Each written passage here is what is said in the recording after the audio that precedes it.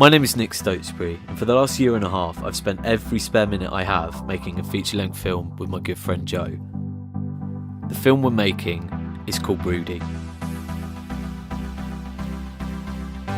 We didn't set out to make a feature-length film, it's just something that kind of happened. With no money or experience, it's certainly been an interesting endeavour. With this short documentary, we wanted to share the journey we've taken so far and some of the experiences we've had along the way. We started seriously making films only about a couple of years ago. Prior to that point, we'd only dabbled in making short films, which mostly consisted of running about messing around with mates. Whilst we've always been obsessed by films and interested in filmmaking, it wasn't until in 2011 we found ourselves with a bit of spare time. We had an idea for a short film and started off as we had before, just running around with a camera with little idea what we were doing. Over the next year or so we continued to make films, learning and improving with each project, building up our kit, new cameras, lights, anything we needed to get an idea done. We'd learn new software and start branching into digital effects. We teach ourselves new techniques by just watching films and trying to figure out the way a scene had been created. We'd then try and emulate it with no budget. In a short space of time we found ourselves completely obsessed, to the point where we pushed everything else out of our lives and we were investing all of our disposable income into our new obsession. We've been well and truly bit by the filmmaking bug. So what is Rudy? Rudy is a comedy sci-fi film ambitiously set across space and time. It follows a group of unlikely misfits thrown together tasked with saving the world from a hidden threat. In it we've mashed up everything we love in cinema.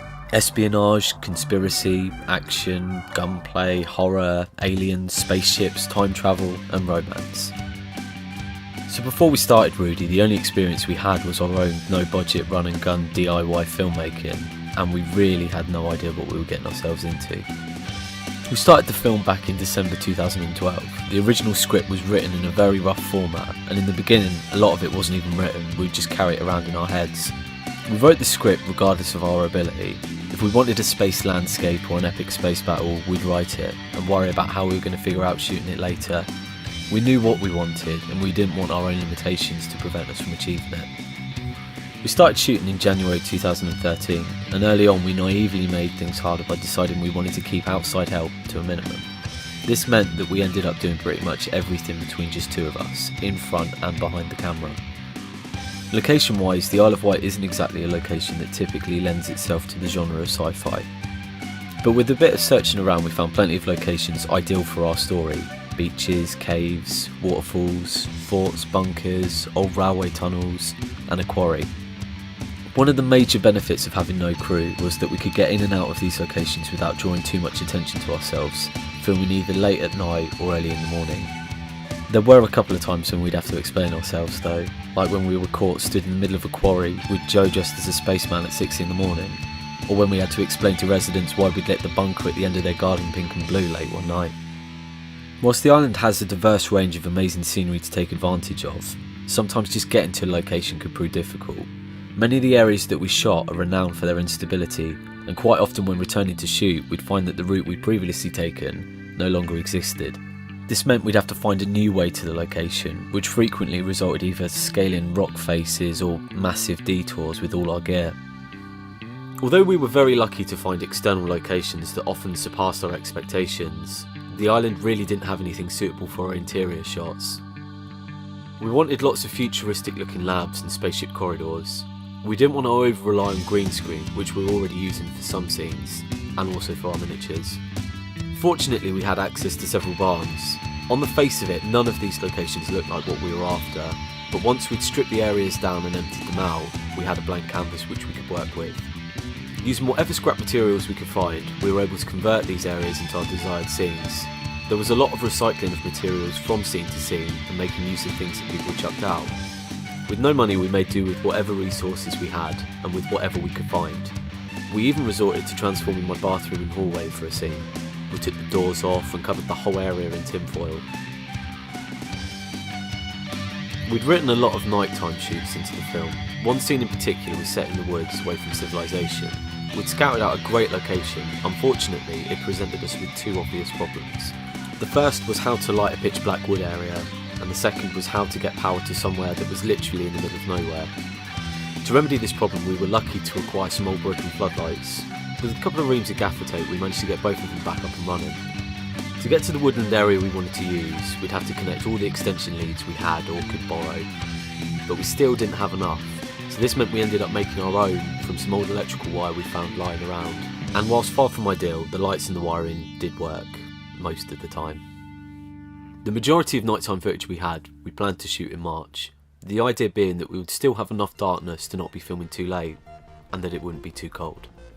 Unfortunately, March 2013 ended up being the second coldest since records began, and the 6 weeks we spent in the woods at night during this period was without a doubt the most gruelling obstacle we faced so far. Every night we'd be out in sub-zero conditions. Our lack of proper planning meant that we'd regularly overrun.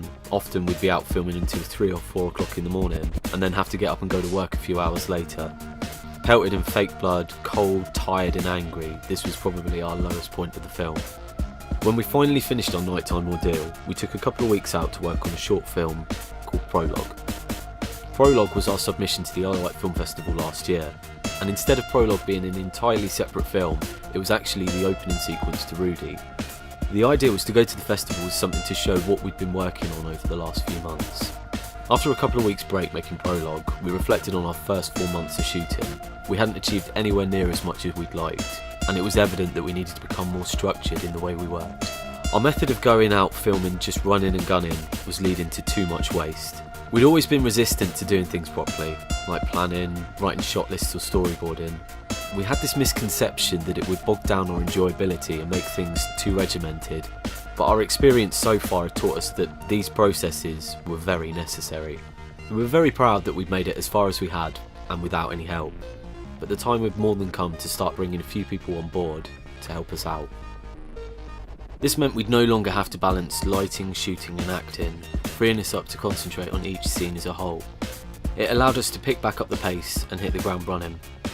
We grew more confident with each shoot, and with each scene we would reflect, refine and hone our shooting style. As our workflow became more structured, we were able to expand our overall plan. We continued to add to our kit, saving up for new cameras, lights and audio equipment whenever we could afford it. This opened up more shoot possibilities for the remaining scenes, and allowed us to push and continue to progress our knowledge. We had aimed to finish the film in time for this year's Isle of Wight Film Festival.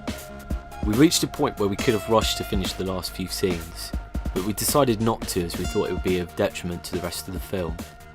The end is in sight and we are still on course to finish the film this year. We're hoping to have it done towards the end of summer. Currently we're working on the digital effects, overdubs and the last couple of remaining scenes before we finish the soundtrack. I think the key lesson we've learnt whilst making this film is the value of doing things properly, but we had to learn the hard way to properly appreciate it. For something we never intended on taking so seriously, we certainly have pushed ourselves to breaking point several times over. But from the brink of meltdown, instead of calling it a day and walking away, we've pushed through the hardship and learnt organically from our mistakes. We've had so much fun making this film. It has been tough at times, but you forget all the bad stuff and you learn to laugh about it. It's the challenge and the difficulty that have made this film so rewarding. Hopefully Rudy will go some way to showcase what we're capable of, and hopefully show that anyone can make a film. And even if this film falls flat, the valuable lessons that it's taught and the experience we've had will help push us and our work onwards and further. We live in a day and age where filmmaking is an accessible hobby to almost anyone. You don't need qualifications, you don't need money or even experience. All you need is an idea, and enough self-motivation to see it through.